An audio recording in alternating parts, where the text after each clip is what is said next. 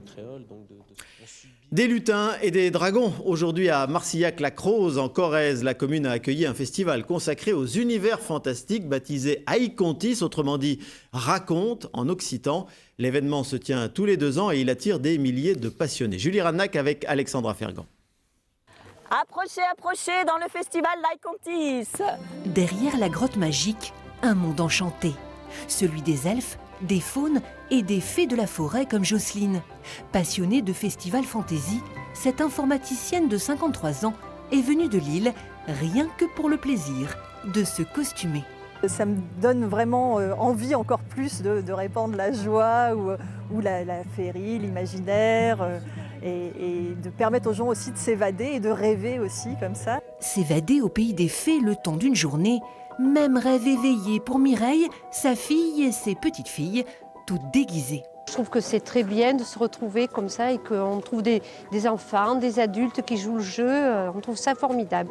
Avec des costumes empruntés autant à l'histoire qu'à la pop culture, ici les visiteurs sont un spectacle à part entière, comme se passionner de mythologie scandinave. Ça me libère un peu du quotidien qui est complètement différent, et voilà, de la routine quoi. Et donc on se dit, on pose le cerveau, on se costume et puis allez.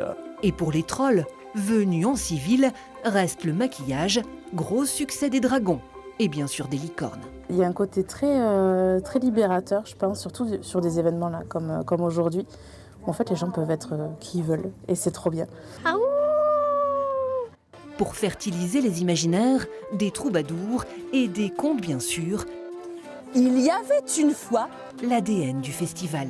Le conte, il a aussi ses possibilités de soit juste permettre à l'esprit de s'évader, de partir ailleurs, ou en même temps, au contraire, d'avoir une forme de recul sur ce qu'on vit. Et pour parfaire l'évasion, des exposants tous en lien avec le fantastique, à l'image de ces ferronniers d'art. C'est notre métier au quotidien, c'est-à-dire que c'est pas juste « Ah tiens, c'est le week-end, on se déguise et on vient taper sur des bouts de ferraille chaud ». Non, enfin ce qu'on fait, on sait le faire. Donc c'est vrai que c'est notre savoir-faire aujourd'hui qu'on propose au public en animation. À chaque édition, ces alchimistes offrent une œuvre au village d'accueil. Cette année, ce bras zéro pour inciter les habitants à entretenir la magie dans la vraie vie. En sport.